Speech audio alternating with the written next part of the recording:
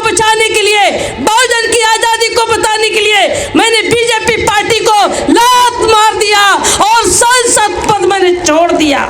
जब हमारा संविधान ही नहीं बचेगा, लोकतंत्र नहीं बचेगा, आरक्षण ही नहीं बचेगा, आज़ादी नहीं बचेगी, कि अगर 2024 में आएंगे तो संविधान खत्म करेंगे, और अगर 2024 में हमारा बहुजन समाज का बंदा दिल्ली के कुर्सी लोकसभा में पहुंचेंगे, प्रधानमंत्री बनेंगे, तो हम संविधान को बचा लेंगे। ऐलान करना होगा कि या तो भारत के संविधान लागू करो वरना कुर्सी खाली करो। इस लड़ाई को अब हमको लड़ना होगा कि जज वैसों की शहादत को क्या पूछिए, अब तो हमने भी हाथों में सर ले लिया। कत्ल होने से आखिर कहां तक डरूं, कातिलों के मोहल्ले में घर ले लिए।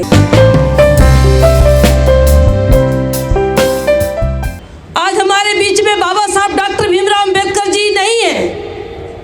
बाबा साहब डॉक्टर भीमराव अंबेडकर जी के ना रहने के बाद बाबा साहब डॉक्टर भीमराव अंबेडकर जी जो भारत के संविधान में हमको बराबर की भागीदारी दिए थे, सामाजिक आर्थिक राजनीति में जो हमको बराबर का हिस्सा मिला था, जब से संविधान लागू हुआ तब से लेकर आज तक वही लोग वहाँ पहुँचते रहे जो बाबा साहब डॉक्टर भीमराव अंबेडकर जी के बनाए गए भारतीय संविधान को देखना नहीं चाहते, जो हमारे हक को देखना नहीं चाहते, हमारे आरक्षण को देखना नहीं चाहते।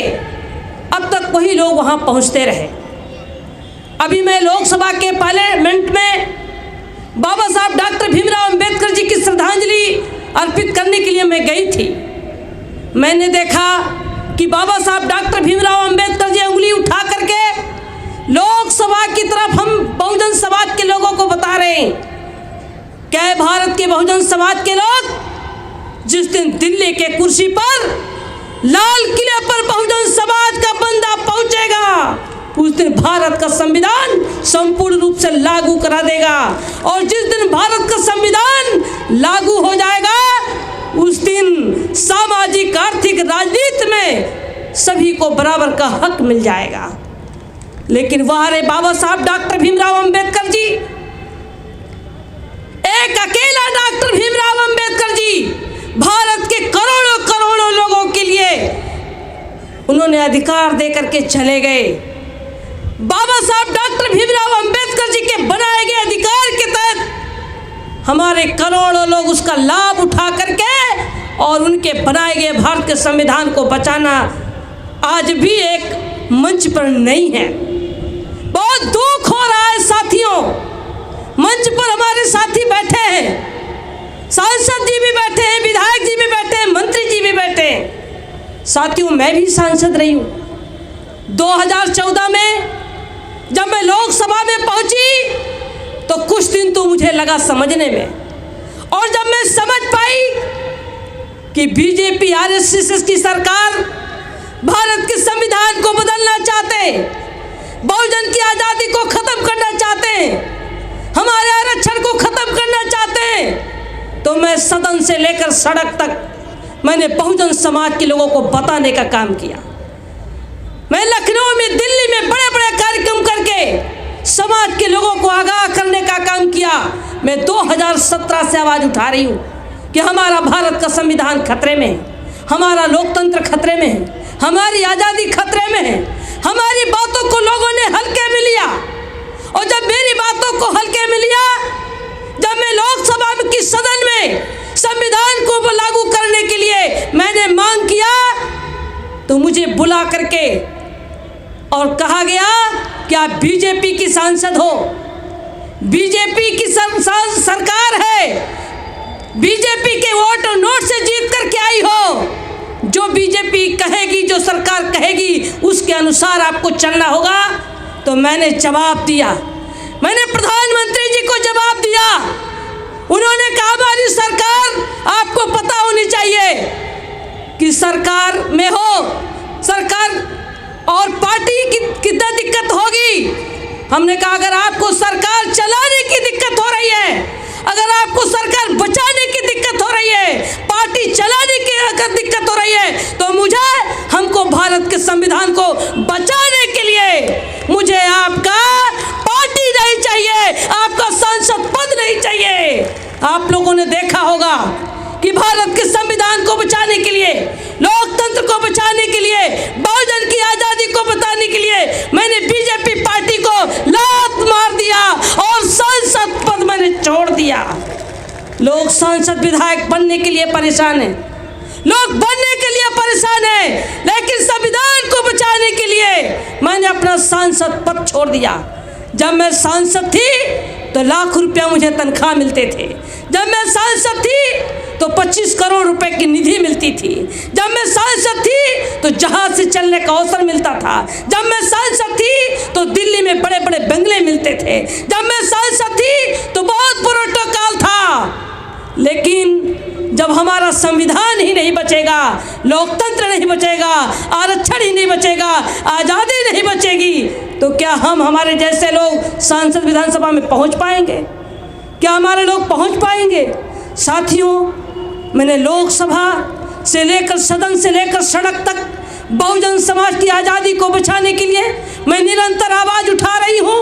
और मैं भारत के बहुजन समाज के लोगों से मैं अपील करना चाहती हूँ कि अगर चाहते हो संविधान, अगर चाहते हो संविधान में दिया गया कानून, अगर आप चाहते हो आज़ादी, तो सारे बहुजन समाज के लोग एक मंच पर आओ, एक मंच पर आओ, एक मंच पर आओ। अपना ईगो खत्म करो, अपना घमंड खत्म करो। अगर चाहते हो संविधान में दी गई आज़ादी, तो अपना ईगो खत्म करके एक मंच पर आना होगा। जो लड़ाई आपकी है वही लड़ाई हमारी है, और जब दोनों की एक लड़ाई है तो सबको एक मंच पर आना ही पड़ेगा। और यदि लोग नहीं आएंगे तो नेता पीछे होंगे और जनता आगे होगी। अब संविधान को बचाने के लिए, लोकतंत्र को बचाने के लिए, बहुजन समाज को बचाने के लिए अब जनता निर्णय ले रही है, आंदोलन के लिए तैयार है। गांव में, शहरों में कार्यक्रम होता है, जनता आवाज उठा रही है कि आखिर सारे नेता एक मंच पर क्यों नहीं। और अगर जनता के कहने अनुसार नेता इकट्ठा नहीं होते हैं तो नेता पीछे होंगे और जनता आगे होगी। भारत के संविधान, लोकतंत्र को बचाने के लिए, आज़ादी को बचाने के लिए। साथियों, जागो, जागो, मेरे लिए ना सही, बाबा साहब डॉक्टर भीमराव अंबेडकर जी की आज़ादी को बचाने के लिए, संविधान में दिए गए कानून को बचाने के लिए जागो, वरना बहुत समय नहीं बचा है, वो बहुत समय नहीं बचा है। 2024 उनके लिए भी लास्ट है कि अगर 2024 में आएंगे तो संविधान खत्म करेंगे। और अगर 2024 में हमारा बहुजन समाज का बंदा दिल्ली के कुर्सी लोकसभा में पहुंचेंगे, प्रधानमंत्री बनेंगे, तो हम संविधान को बचा लेंगे। और अगर कहीं चूक हुई तो पूरे भारत की बहुजन की आज़ादी हमारे खतरे में पड़ेगी। अभी नागेंद्र पाल गौतम जी आपके बीच में आए हैं, मैं उनका आभारी हूँ। उन्होंने बुद्ध विचारधारा और बाबा साहब डॉक्टर भीमराव अंबेडकर जी की विचारधारा की बात की है तो उनको मंत्री पद से हाथ धोना पड़ा। साथियों, मैं आप लोगों से अपील करना चाहती हूँ कि हमारे बहुजन समाज के नेता आवाज उठाते हैं, आपकी लड़ाई लड़ते हैं, आपकी भी जिम्मेदारी बनती है कि वफादारी, ईमानदारी, लगन और त्याग के साथ अगर नेता आपके साथ में लड़ाई लड़ने के लिए आगे आते हैं तो जनता को साथ देना चाहिए।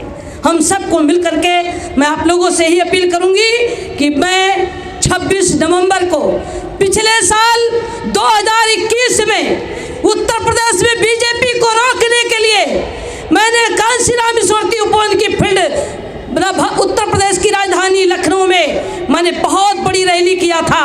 और उस रैली में बाबा साहब डॉक्टर भीमराव अंबेडकर जी के पौत्र प्रकाश अंबेडकर जी को बुलाई थी, कांशीराम साहब जी की बहन को बुलाया था, 105 सामाजिक संगठन के लोगों को मैंने मंच पर इकट्ठा किया था। दलित, पिछड़ा, आदिवासी, मुस्लिम समाज के लोगों को मैं एक मंच पर इकट्ठा करके उत्तर प्रदेश में विकल्प को मैंने चुना था। उत्तर प्रदेश में विकल्प के रूप में मैंने अखिलेश यादव को चुना था। और उत्तर प्रदेश में विकल्प में उत्तर प्रदेश की जनता ने एक तरफा मतदान किया।